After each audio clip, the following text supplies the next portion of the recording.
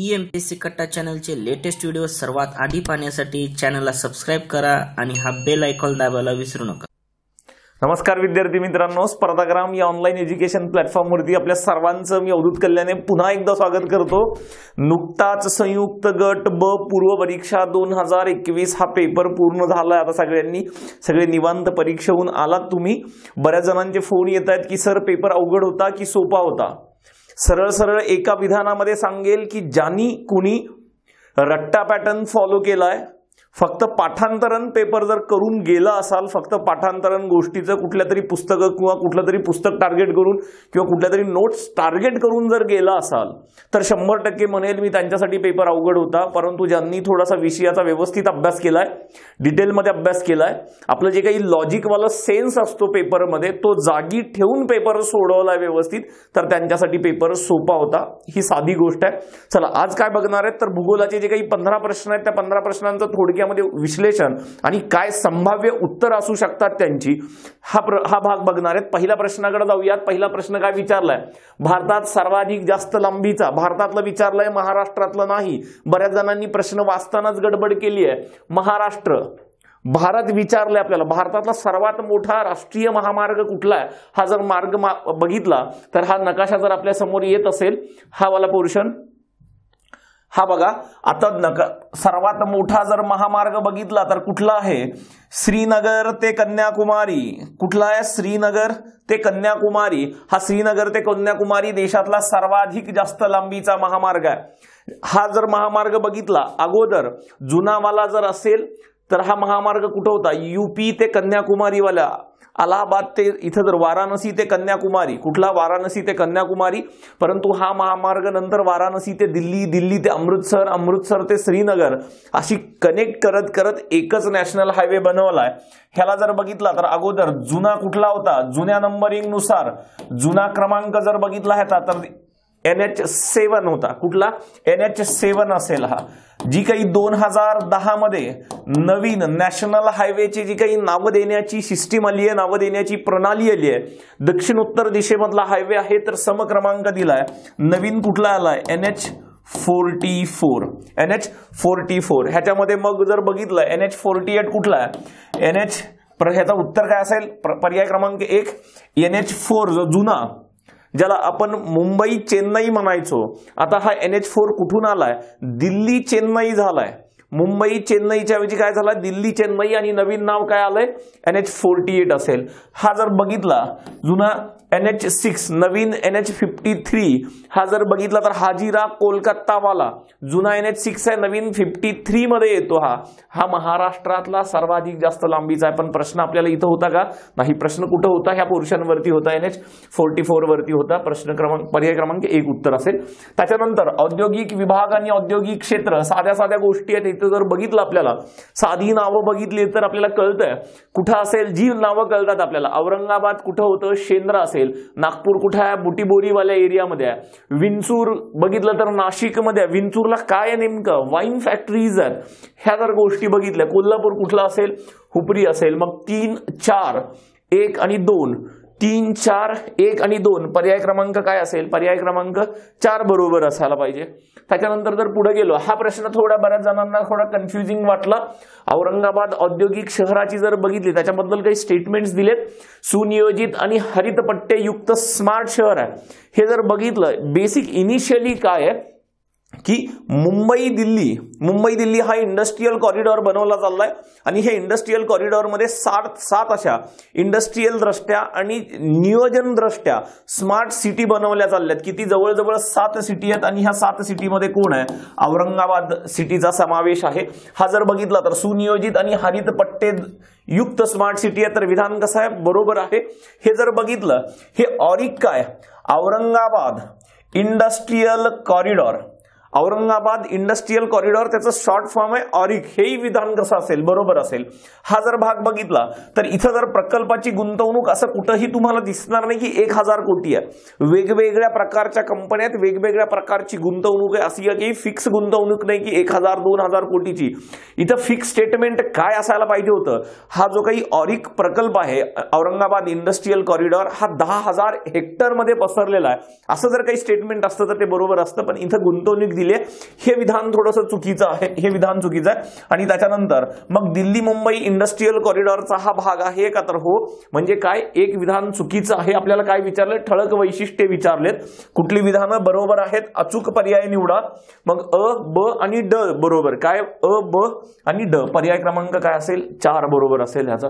त्याच्यानंतर पुढच्या प्रश्नावरती जाऊयात. सन 1981 ते 2011 ह्या कालखंडामध्ये भारतीय लोकसंख्या वाढ, कालसापेक्ष बदल, कोणती लोकसंख्या संक्रमण अवस्था ही जर बघितली तर साधारणतः ही चौथी अवस्था आहे लोकसंख्येची. लोकसंख्येच्या वाढीचे जर टप्पे बघितले आपण, ही चौथी अवस्था आहे. आणि चौथ्या अवस्थेमध्ये काय जर बघितलं आपण, साधं महाराष्ट्राचं एक्झाम्पल घ्या. लोकसंख्या वाढ जर बघितली तर ही 2001 मध्ये लोकसंख्या वाढीचं प्रमाण साधारणतः किती टक्क्यावरती होतं, हे लोकसंख्या वाढीचं प्रमाण 22 ते 23% होतं. आता किती आहे, 2011 मध्ये हे लोकसंख्या वाढीचं प्रमाण किती आहे, 15.99 आहे. 15.99 आहे. म्हणजे काय झालंय, लोकसंख्या वाढ घटली आहे. काय झालं, लोकसंख्या वाढ घटली आहे ह्या भागामध्ये. पण लोकसंख्या वाढली आहे ना, जवळपास महाराष्ट्रामधलं जर एक्झाम्पल घेतलं आपण, 1.8 कोटीने लोकसंख्या वाढली आहे. ह्याच कालावधीमध्ये महाराष्ट्रात 1.8 कोटीने लोकसंख्या वाढली आहे. आणि इथं जर बघितलं ह्या कालावधीमध्ये, पण लोकसंख्या वाढीचा दर काय झाला, लोकसंख्या वाढीचा दर घटलाय. त्याच्यामुळे आपल्याला जर बघितलं उच्च लोकसंख्या वाढीचा कालावधी तरी घटता कल, म्हणजे पर्याय क्रमांक काय बरोबर आहे. जलद लोकसंख्या वाढीचा कालावधी, लोकसंख्या वाढीतील सातत्य, ह्या गोष्टी इतक्या मॅटर करत नाहीत. एक्झॅक्ट ह्या आकड्यांवरून जर गेलो आपण, हे एक्झाम्पल म्हणून घेतलंय महाराष्ट्राचं, तुम्हाला पटकन कळेल. सेम अवस्था अशीच भारताची सुद्धा आहे. म्हणजे विधान पर्याय क्रमांक काय असेल, पर्याय क्रमांक 1 बरोबर असेल. त्याच्यानंतर भारतीय मूलभूत रस्ते सांख्यिकी 2017 नुसार महाराष्ट्रामध्ये असं कुठलं राज्य आहे की महाराष्ट्र दुसऱ्या क्रमांकावरती, ज्या राज्यामध्ये नॅशनल हायवेची लांबी सर्वाधिक जास्त असणारं दुसऱ्या क्रमांकाचं राज्य. जर आपण स्टॅटिस्टिक मध्ये जर गेलो, जर बघितलं, हा एक सर्वे आहे, बेसिक रोड स्टॅटिस्टिक 2017-18, हा सेंट्रल गव्हर्नमेंटचा मिनिस्ट्री ऑफ रोड ट्रान्सपोर्ट आणि हायवे ह्याचा सर्वे आहे. ह्या सर्वेमध्ये त्यांनी स्पष्ट उल्लेख केलाय की नॅशनल हायवेचं जे काही नेटवर्क आहे 2017-18चं, ह्या 2017-18 मध्ये 17,728 किलोमीटर लांबीचे नॅशनल हायवे महाराष्ट्रात आहेत. म्हणजे महाराष्ट्र पहिल्या क्रमांकावरती आहे. म्हणजे महाराष्ट्र पहिल्या क्रमांकावरती. हे विचारलं नाही आपल्याला. दुसरं कोण विचारलंय, दुसरा जर बघितला तर दुसरा एक राज्य आहे उत्तर प्रदेश, दुसरं राज्य कुठलं आहे यूपी, आणि तिसरं राज्य कुठलं आहे राजस्थान. आपल्याला हा प्रश्न विचारला होता की दुसऱ्या क्रमांकावरती कोण आहे. दुसऱ्या क्रमांकावरती कुठलं राज्य आहे, दुसऱ्या क्रमांकावरती उत्तर प्रदेश राज्य आहे. पर्याय क्रमांक काय असेल, संभाव्यतेचा उत्तर 4 पर्याय क्रमांक असेल. त्याच्यानंतर पुढच्या प्रश्नांवरती जर गेलो आपण, हा स्पर्धाग्रामचा भाग. त्याच्यानंतर 67 पर्याय क्रमांक जर 67 प्रश्न जर बघितला, कोणत्या भागामध्ये उच्च भूकंप तीव्रता विभाग दर्शवतो. उच्च भूकंप तीव्रता विभाग म्हणजे काय असेल, भूकंप प्रवण भाग बघितला आपल्याला. जर आपण भारताचा नकाशा बघितला, हा फिजिकल मॅप बघितला, तर ह्या पोर्शन मध्ये जर बघितलं तर हा जो काही भाग आहे जिथं हिमालयाची निर्मिती आहे, कुठं हिमालयाची निर्मिती आहे, ह्या हिमालयाच्या निर्मितीमध्ये जर आपण प्लेट टेक्टॉनिक्स बघितलं असेल तर प्लेट टेक्टॉनिक्स मध्ये काय आहे, हे हिमालयाच्या निर्मितीमध्ये ही जी काही भारतीय प्लेट आहे, भारतीय भूपट्ट आहे, कुणाच्या खाली सरकतोय तर युरेशियन प्लेटच्या खाली सरकतोय. आणि इथं काय निर्माण झालंय, इथं विनाशात्मक सीमा निर्माण झाली आहे, सबडक्शन झोन निर्माण झालाय ह्या पोर्शन मध्ये. आणि इथं सबडक्शन झोन, विनाशात्मक जर सीमा निर्माण होत असेल तर जिथं विनाशात्मक सीमा निर्माण होते तिथं काय निर्माण होतात, भूकंप, ज्वालामुखी हे निर्माण होतात. आपल्याला काय विचारलंय, भूकंप विचारलंय. हा भाग कुठला आहे, जम्मू काश्मीर ते आसाम वाला पोर्शन आहे. इथं कुठं आहे का तसं, यस, काश्मीर ते आसाम पर्यंतचा पोर्शन हिमालयीन विभाग आहे. म्हणजे पर्याय क्रमांक काय असेल, 2 असेल. द्वीपकल्पीय पठारी प्रदेश सगळ्यात मजबूत, सगळ्यात स्थिर भाग आहे. तिथं भूकंप कधीतरी होतात, 10, 15, 20 वर्षाला एखादा भूकंप, म्हणजे भूकंप प्रवण भाग नाही. जिथं फ्रिक्वेन्सी भूकंपाची जास्ती आहे तो भूकंप प्रवण भाग कुठला असेल, काश्मीर वाला एरिया असेल. पर्याय क्रमांक 2 बरोबर असेल. त्याच्यानंतर 2011च्या जनगणनेनुसार महाराष्ट्रातील नागरीकरणाबाबत कोणते वाक्य चुकीचे आहे असं विचारलंय. हा थोडासा कन्फ्युजन करणारे तिथं पर्याय आहेत. ह्या भागामध्ये जर गेलो आपण, नागरी लोकसंख्येची टक्केवारी 45 पॉइंट, एक्झॅक्ट गव्हर्नमेंटच्या आकडेवारीनुसार जर बघितली तर ही 45.22 इतकी आहे. म्हणजे आपल्याला काय म्हणावं लागेल, हे बरोबर आहे. महाराष्ट्राचा नागरी लोकसंख्या विचारली, लोकसंख्येचं प्रमाण विचारलं नाही. नागरी लोकसंख्येमध्ये तिसरा क्रमांक लागतो का, तर नाही. हे विधान जर बघितलं, महाराष्ट्राची नागरी लोकसंख्या ह्या पोर्शन मध्ये बघितलं तर 0.8 कोटी इतकी आहे आणि नागरी लोकसंख्येच्या बाबतीमध्ये महाराष्ट्र पहिल्या क्रमांकावरती लागतो. हे विधान आपल्याला चुकीचं म्हणावं लागेल. हे विधान आपल्याला काय चुकीचं म्हणावं लागेल. इथं जर बघितलं ह्या पोर्शन मध्ये आपण जर गव्हर्नमेंटची आकडेवारी काढून बघितली, सेन्ससचा डेटा, सेंट्रल मिनिस्ट्रीचा सेन्ससचा रिपोर्ट जर काढून बघितला तर एक्झॅक्ट आकडे काय आहेत, 5,08,00,000 जर बघितलं, 18,259 कोटी ही महाराष्ट्रामध्ये राहणारी नागरी लोकसंख्या, ही महाराष्ट्रात राहणारी नागरी लोकसंख्या आहे. इथंही हा पर्याय थोडासा कन्फ्युजिंग आहे. ह्याच्यावरती एमपीएससी काय निर्णय देईल ते आपल्याला बघावं लागेल. पण खालच्या स्टेटमेंटवरती आलो, ह्या विधानांवरती आलो आपण, तर महाराष्ट्रातील नंदुरबार जिल्ह्याची नागरीकरणाची पातळी सर्वात कमी आहे. नागरीकरणाची पातळी म्हणजे एखाद्या जिल्ह्यामध्ये राहणाऱ्या लोकसंख्येमध्ये शहरी भागात किती लोकसंख्या राहते त्याचं प्रमाण. आपण जर दोन्ही कंपेअर केलं, ह्या पोर्शन मध्ये आलो, नंदुरबार जिल्ह्यामध्ये किती टक्के लोकसंख्या, नागरी लोकसंख्या तर साधारणतः 16.7% लोकसंख्या नागरी भागामध्ये राहते. म्हणजे नंदुरबारचं नागरीकरणाचं प्रमाण किती आहे, 16.7% आहे. पण परत आणखी पुढे गेलो आपण, आपल्याला दुसरा जिल्हा कुठला आहे, गडचिरोली जिल्हा आहे. गडचिरोली जिल्ह्यामध्ये जर बघाल तर गडचिरोली जिल्ह्यामध्ये नागरीकरणाचं प्रमाण म्हणजे जिल्ह्याच्या लोकसंख्येपैकी नागरी भागात राहणारी लोकसंख्या किती आहे, 11%. मग सर्वात कमी कोण आहे, गडचिरोली सर्वात कमी आहे. आणि आपल्याला पर्यायामध्ये काय दिलंय, नंदुरबार दिलंय. मग हे विधान तर काय असेल, डेफिनेटली चुकीचं असेल.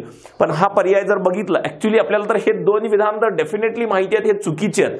पण प्रश्न तसे पर्यायामध्ये नाही आहेत तसे प्रश्न की ब आणि ड चुकीचे आहेत वगैरे, अ ब दिलंय. तर तात्पुरता आपण हा पर्याय क्रमांक 4 म्हणून चाललंय. ह्याच्यावरती आयोग काय त्यांचा निर्णय देईल हे आपल्याला बघणं अपेक्षित आहे किंवा बघावं लागेल आपल्याला. त्याच्यानंतर जलसिंचन योजना व त्यांचे जिल्हे, साध्या साध्या गोष्टी आहेत. इथं जर बघितलं तर आपल्याला जे माहिती आहे ते सोडवा. अगोदर कुठला असेल, सातारा असेल, कन्हेर असेल, कन्हेर धरण आहे. त्याच्यानंतर नांदेड असेल, विष्णुपुरी धरण गोदावरी नदीवरचं. हा जर पर्याय बघितला 3 नंबरला ह्या पोर्शन मध्ये, हे 2 तर निघून जातात. त्याच्यानंतर जर क गेलो आपण, नांदेड वरती गेलो, नांदेड 2 नंबरला असणार, एकच भाग आहे इथं, म्हणजे कुठला असेल मग नाशिक जर बघितलं, नाशिक मुकणे म्हणून धरण आहे. परत त्याच्यानंतर यवतमाळ, बेमला म्हणा किंवा बेमला म्हणा, ह्या पर्याय क्रमांक काय असेल, पर्याय क्रमांक 2 ह्याचं उत्तर असेल. त्याच्यानंतर प्रश्न क्रमांक 70 वरती गेलो, भारतामधील नैसर्गिक वायू व खनिज तेल उत्पादक असणारी राज्य म्हणजे जर बघितली, खनिज तेल नैसर्गिक वायू उत्पादनामध्ये कोण आहे, महाराष्ट्र राज्य आहे. पर्यायात आहे का, नाही. गुजरात राज्य आहे, कारण किनारपट्टी, पश्चिम किनारपट्टी ह्या बाबतीमध्ये महत्वाची आहे. पण पश्चिम किनारपट्टीवरती जर बघितलं, महाराष्ट्र महत्वाचा आहे, गुजरात महत्वाचा आहे, अशी राज्य आहेत का, नाही आहेत. त्याच्यानंतर आणखी आंध्र प्रदेश पण खनिज ह्याच्यासाठी नैसर्गिक वायू आणि खनिज तेलासाठी आहे. पण आंध्र प्रदेश आहे का इथं, कुठं नाहीये. आंध्र प्रदेश झाल्यानंतर आणखी कुठलं आहे, आसाम राज्य आहे. आसाम मध्ये बघितला तर पहिली खनिज तेलाची विहीर आसाम मध्येच आहे, दिग्बोई म्हणून ठिकाण आहे. त्याच्यानंतर बघितला तर नहरकटिया म्हणून ठिकाण आहे. नहरकटियावरती ऑलरेडी एमपीएससीने जुन्या ह्याच्यामध्ये प्रश्न विचारलेत. त्याच्यानंतर नूनमती, त्याच्यानंतर रुद्रसागर म्हणून ठिकाण आहेत. ही सगळी ठिकाणं कुठे आहेत, आसाम राज्यामध्ये आहेत. ह्या राज्यांपैकी जर बघितलं तर सर्वात महत्त्वाचं राज्य कुठलं दिसेल, आसाम राज्य दिसेल. आणि आत्ताची जी काही 2021 ची जी काही पूर्व परीक्षा झाली आहे एमपीएससीची, तिथंच एक प्रश्न विचारला होता, नूनमती म्हणून ठिकाण आहे, जिथं काय आहे, जिथं नैसर्गिक वायू आणि खनिज तेल सापडतं, शुद्धीकरण प्रकल्प आहेत. त्या नूनमतीवरती प्रश्न होता. ते नूनमती कुठं आहे, ते नूनमती कुठं, आसाम राज्यामध्ये आहे. म्हणजे ह्याचं आपल्याला उत्तर काय म्हणावं लागेल, ही 4 हे उत्तर असायला पाहिजे. त्याच्यानंतर प्रश्न व्यवस्थित वाचा. इथं बऱ्याच जणांचं कन्फ्युजन झालंय, गडबडीमध्ये वेळ एकदम कमी असते तर आपण फास्ट वाचतो. इथंपर्यंत वाचलात, कोणता पर्याय योग्य आहे, कशासाठी, गोदावरी नदीच्या उपनद्यांच्या लांबीनुसार चढता क्रम, हे कुणी वाचलंच नाही. बऱ्याच जणांनी उतरता क्रम लिहिलाय, हा बघा काय विचारलं आपल्याला, नेमकं चढता क्रम म्हणजे कमीकडून जास्तीकडे जायचं आपल्याला, किती कमीकडून जास्तीकडे. ह्या भागामध्ये जर गेलो तर प्राणहिता, प्रवरा, वर्धा आणि साधारणतः मांजरा नदी आहे. मांजरा नदी ते साधारणतः 650 किलोमीटरपेक्षा जास्ती आहे, 600 किलोमीटरपेक्षा जास्ती आहे. वर्धा नदीची महाराष्ट्रातच लांबी 450 किलोमीटर आहे. त्याच्यानंतर जर बघितलं प्राणहिता 120 किलोमीटर आहे आणि त्याच्यापेक्षा थोडीशी जास्त असणारी कोण आहे, प्रवरा. म्हणजे पर्याय क्रमांक काय असेल, पर्याय क्रमांक 1 असेल. प्राणहिता 120 किलोमीटर आहे, ही प्राणहितापेक्षा थोडी जास्ती आहे. ही वर्धा नदी जर बघितली तर जवळपास 450 किलोमीटर महाराष्ट्रातच प्रवास करते. आणि मांजरा नदी जर बघितली तर मांजरा नदी ही 600 किलोमीटरपेक्षा जास्ती लांबी असणारी नदी आहे, उपनदी आहे गोदावरीच्या. म्हणजे ह्यांचा चढता क्रम जर बघितला तर प्राणहिता, प्रवरा, वर्धा आणि त्याच्यानंतर कोण असेल, मांजरा नदी असेल. पर्याय क्रमांक काय उत्तर असायला पाहिजे ह्याचं, पर्याय क्रमांक 1 हे संभाव्य उत्तर असेल ह्याचं.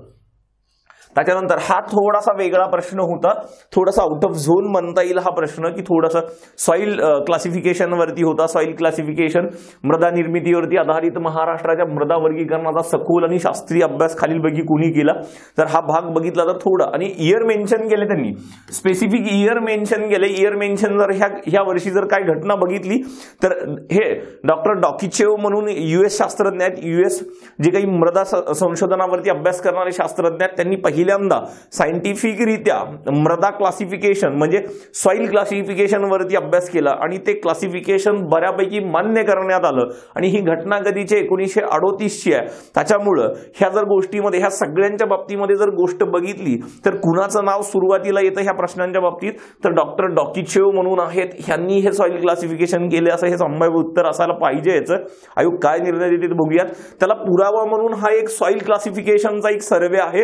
हा सॉइल क्लासिफिकेशनचा सर्वे जर बघितला तर ह्या संस्था आहेत, ब्युरो ऑफ सॉइल क्लासिफिकेशन म्हणून सेंट्रल गव्हर्नमेंटची संस्था आहे, ICAR म्हणून सेंट्रल गव्हर्नमेंटची संस्था आहे. त्यांनी हा पब्लिश केलेला सर्वे आणि त्याच्यामध्ये सांगितलंय की basic scientific classification, soil classification हे कुणी केलं तर डॉक्टर डॉकिचेव म्हणून आहेत 1938 मध्ये, आणि ते जवळजवळ सर्व मान्य केलंय. ही जर घटना साधर्म्य बघितलं तर ते पर्याय क्रमांक काय यायला पाहिजे, याचं पर्याय क्रमांक 2 हे उत्तर यायला पाहिजे.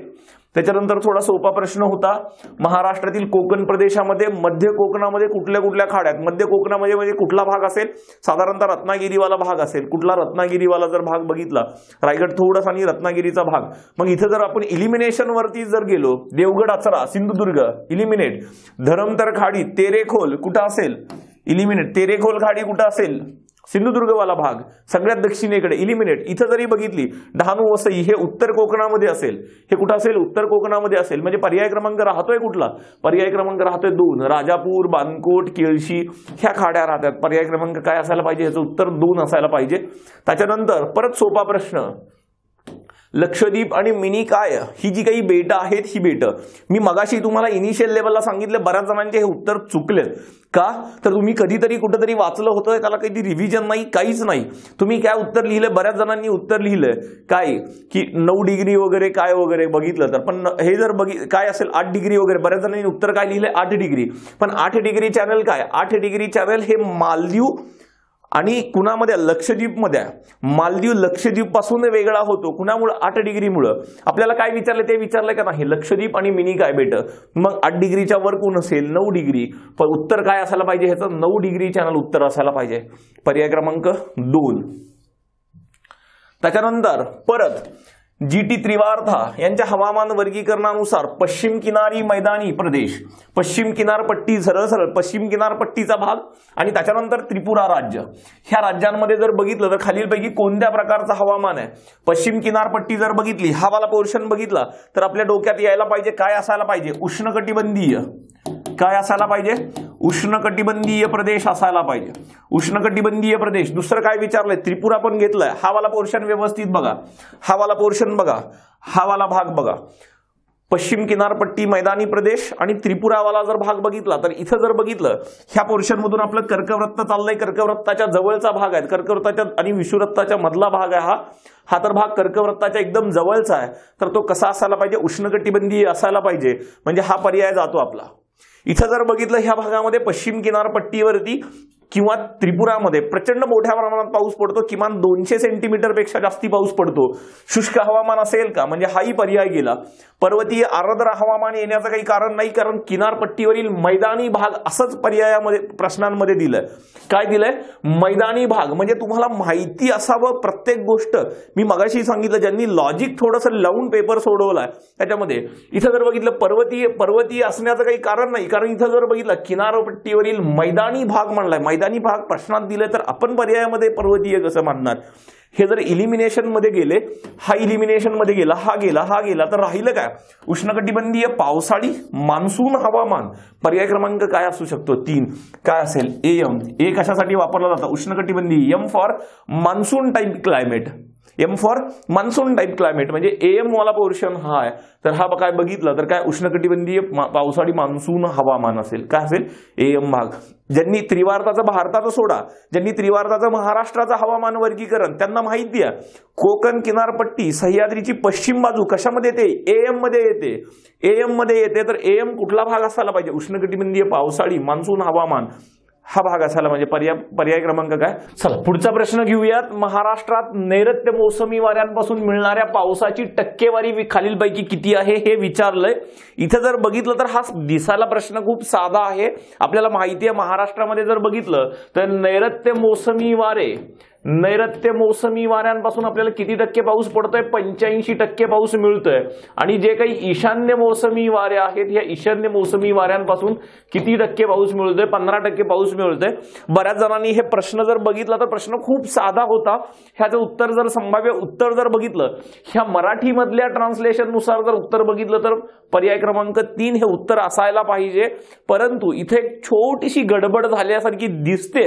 ती गडबड काय बघूयात. इथं जर इंग्लिश प्रश्न जर बघितला, इंग्लिश प्रश्नामध्ये काय विचारलंय? Which of the following percentage indicates the proportion of rain received in Maharashtra from north western monsoon. काय झालंय बघा.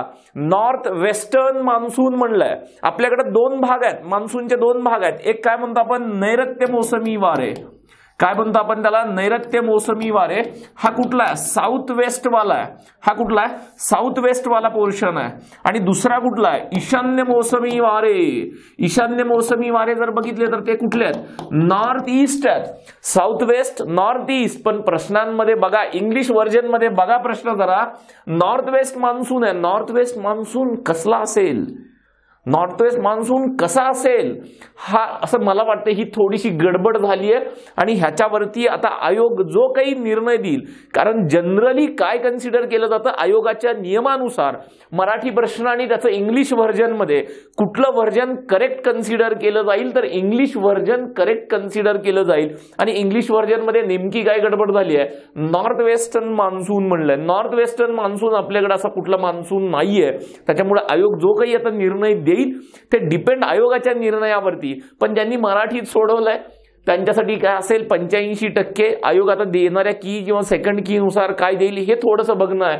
हा वाला पोर्शन थोडासा बघा, कारण बऱ्याच जणांचं इथं दुर्लक्ष झालंय. जनरली आपण एवढा ही काही आपली मिस्टेक म्हणता येणार नाही.